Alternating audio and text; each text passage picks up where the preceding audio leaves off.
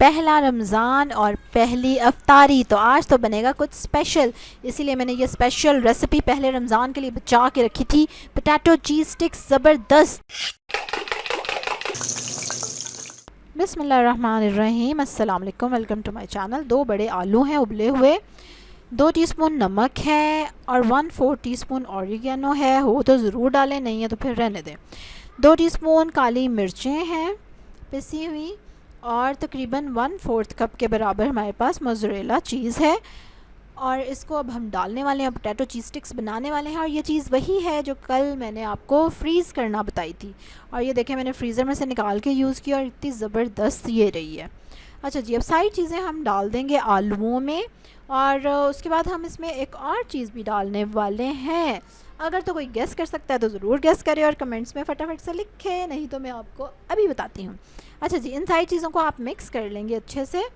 और आज पहला रोज़ा है, उम्मीद है सबका अच्छा गुजरेगा, और खूब ढेर सारी इफ्तारी के वक्त दुआएं करनी है। मैंने तो सोच भी ली हैं क्या क्या दुआएं मांगनी है मैंने।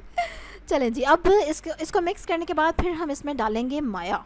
ठीक है, जो कपड़ों को लगाते हैं ना वो वाली माया, कॉर्न स्टार्च। और ये तकरीबन इसमें जाएगी 6 चम्मच।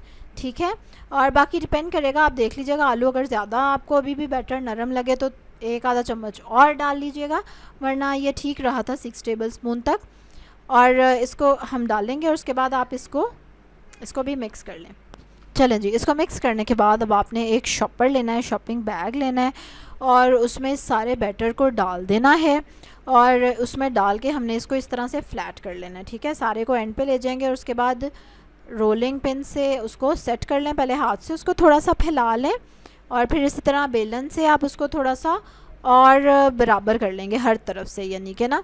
तो इसलिए बेलन यूज़ करना पड़ेगा। पहले मैं हाथ से ही ट्राई कर रही थी, लेकिन मुझे एट द एंड बेलन से थोड़ा सा उसको काम में लाना पड़ा।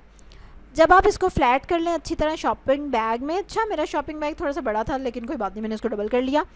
अब इसको थोड़ी देर के लिए ना फ्रिज में मैंने टिका दिया, फ्रीज़र में कह लें, कोई 5-6 मिनट बस। ज़रूरी नहीं है, लेकिन इतनी गर्मी है तो मैंने कहा चलो ज़रा अच्छे से सेट हो जाए, वरना आप ना भी रखेंगे तो खैर है।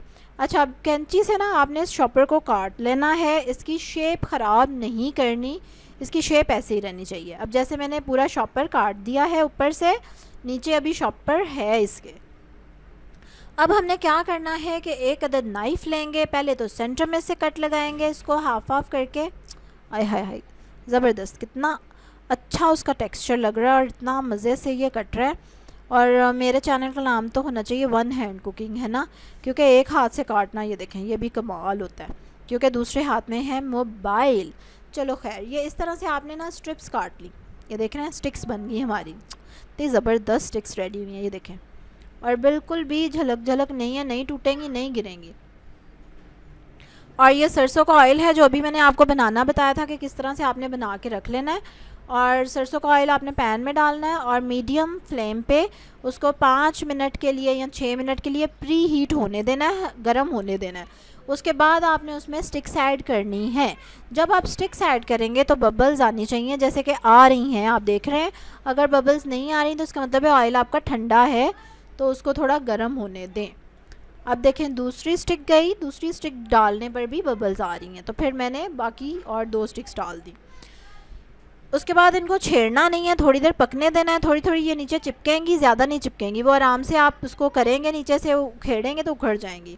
और उसके बाद इनको आप साइड चेंज कर देंगे और मीडियम फ्लेम पे आप इनको कुक करेंगे। और देखें, इतनी ज़बरदस्त बन रही हैं। अच्छा, एक चीज़ आप चेक करेंगे, देखें, कोई झलक नहीं कर रही, कोई नरम नहीं है, बड़ी क्रिस्पी और मतलब कड़क किस्म की ये बनी थी।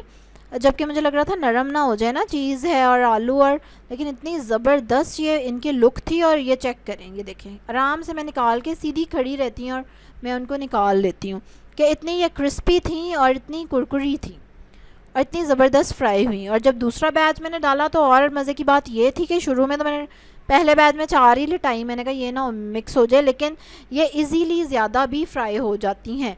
अभी मैं आपको दिखाती हूँ कि दूसरे बैच में ना जो बाकी बच गई थी, मैंने सारी डाल दी और सारी एडजस्ट कर गई पैन में, और सारी बड़ी अच्छी फ्राई हो गई। तो ये भी एक फ़ायदा है कि ज़रूरी नहीं कि इतना एहतियात से एक एक करके फ्राई करेंगे, नहीं, टेंशन फ्री हो गई। ये देखें, चेक करें, मैंने दूसरे बैच में ना सारी डाल दी और डल गई और अच्छी फ्राई हो गई, बिल्कुल ज़बरदस्त सी। और खाने में भी इतनी मज़े की थी, बहुत ही मज़े की थी। लाइट भी इतनी हैवी भी नहीं लग रही थी, लेकिन चीज़ की वजह से ना इसका बड़ा ज़बरदस्त फ्लेवर आ रहा था। और ये मैं आपको हिला के इसलिए दिखा रही हूँ कि देखें बिल्कुल शेप लूज़ नहीं कर रही है अपनी। पोटैटो चीज़ स्टिक्स बड़ी ज़बरदस्त शेप में आपने देखी नहीं होगी कभी। और ये देखें अंदर से चीज़ की वजह से ना इतनी मज़े की। और जब आप इसको चखेंगे ना अफ्तारी के टाइम पे तो मज़ा आ जाएगा, लग पता जाएगा कि कोई चीज़ खाई है। हाँ जी, कोई चीज़ ही खाई है, क्योंकि हमने इसमें चीज़ डाली है।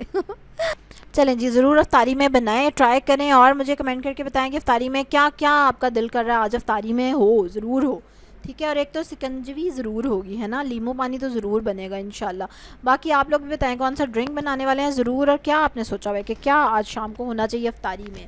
इसी तरह की और ज़बरदस्त रेसिपीज़ देखने के लिए सब्सक्राइब करें मेरे चैनल को, बेल आइकन पे ज़रूर क्लिक करें, लाइक करें इस वीडियो को, शेयर करें। और इंस्टाग्राम पे अब मैं प्लान कर रही हूँ डेली स्टोरीज़ लगाने का, और मेरा प्लान ये भी है कि रमज़ान में सहरी और अफ्तारी जो है वो मैं ज़रा उसकी स्टोरीज़ लगाऊँ ना, इजी हो जाता है फिर बाकी लोगों के लिए भी प्लान करना। तो बताएं कैसा प्लान है, और अगर आप भी इसमें शामिल होना चाहते हैं, देखना चाहते हैं, तो उसके लिए ज़रूर आप मेरे इंस्टाग्राम को जाके फॉलो करें। और टिकटॉक पे भी अब मेरा चैनल है, ठीक है, दोनों, स्कूल वाला भी और ये कुकिंग वाला भी, उसका भी मैं लिंक दे देती हूँ नीचे, तो उसको भी ज़रूर चेक करिएगा।